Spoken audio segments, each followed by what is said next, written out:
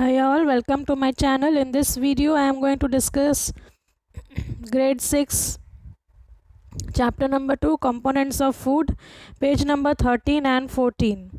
So let's begin. In my last video I have explained about the vitamins, and in this video we will be starting with the minerals. So here are the minerals. This topic of minerals.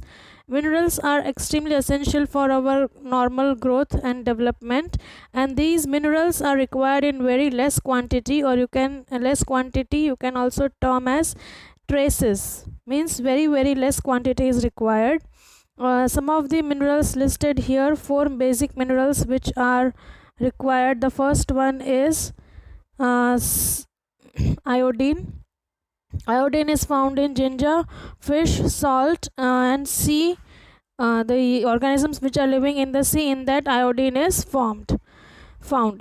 Now this iodine is very important for the proper growth and development of the body, because the iodine is a part of thyroxine hormone, and this hormone does the proper metabolism of the body. The next is phosphorus. Phosphorus is found in milk, banana, wheat, rice. This phosphorus helps in the formation of healthy bones and teeth. The next one is iron. Iron is very important because iron is a part of our blood, hemoglobin, and that's why our blood is red. This iron is responsible for carrying oxygen from blood to all the cells of the body. So this iron has to be taken in proper amount. So the vegetables in which it is found is spinach, apple, liver of some animals, and some fruits. Apart from that, to avoid the iron deficiency, one must prepare one of the food item in the iron vessel, so that iron deficiency does not occur in any individual. The next is calcium. Calcium is found in milk and eggs. This calcium is also very important for the healthy bones and teeth. So I hope this importance of minerals is clear to you. Let us move on further to the next topic. That in this paragraph it is said that the nutrients, whatever we have studied up till now, proteins, carbohydrates, vitamins, minerals, are all present in the food in varied quantity. They may be the quantity or the amount of the nutrient might vary in each of them, but one thing is common, that suppose for example in rice, one of the nutrient will be found in very large quantity. So in rice, carbohydrate is in large quantity, rest other may be in small quantities. Like this way, in any food one of the nutrient is maximum and the others are found in traces or in less quantity. Apart from that, another very important nutrient is the dietary fiber and water. Dietary fiber and water. Dietary fibers are obtained from the plant products, because plants have lots of fibers in them. So plant products, whole grains, pulses, potatoes, fresh fruits, vegetables, etc., they all have lots of roughages. This dietary fiber is also called as roughages here. These roughages, they don't provide any nutrients, but they help in the proper digestion of food, and it gives bulk to the food. It gives heaviness to the stomach, and it provides in proper digestion of the food. So dietary fibers are equally important. Sometimes dietary fibers also help in proper digestion, and they don't allow the absorption of fats in your body. So that is also one of the importance of dietary fibers. The next is water.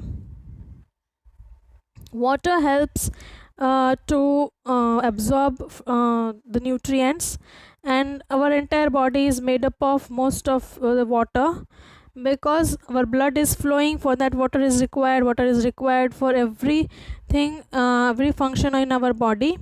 So water is very important, and it also helps in throwing some waste from the body as urine and sweat. So this is also part important importance of water, that our urine and sweat is also formed of water. So to remove the waste from the urine and sweat, water is required. So how do we get the water? We take the water as it is, first of all. Then secondly, when we take milk, tea, coffee, or any juices, buttermilk, from that we get the water. And whatever fruits and vegetables we consume, they also have lots of water in it. In activity 3, they are telling that if you cut any fruits and vegetables, you find lots of water in them. So when you eat the fruits and vegetables raw, it also contains lots of water, and while cooking also we add lots of water in many food items. So like this way, the water requirement of our body is fulfilled. The next one is the balanced diet. What is balanced diet? The diet in which all the 4 components which we have studied in the first page of the chapter are there, that is called as balanced diet. Means, what are these first components? Let us see that.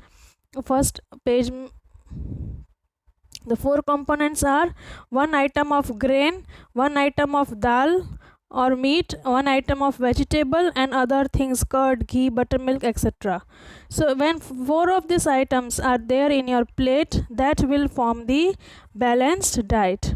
So that is the importance of balanced diet. Balanced diet means that when our plate has all the nutrients in balanced proportion, then it is called as balanced diet. So for healthy growth and maintenance of our body, it's very important to take the balanced diet. Now let us see further. So how will you check the balanced diet? We have to check the balanced diet by the 4 system. 1 should be grain, 1 should be dal, 1 should be vegetable, and others means include curd and all these things. So here we don't require any hi-fi things to have a balanced diet.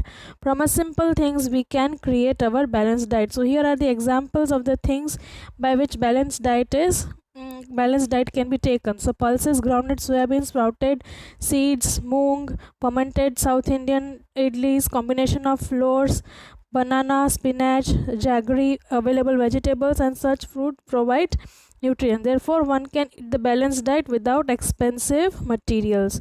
Normal food what we are eating in our home, that plate, that is a balanced diet.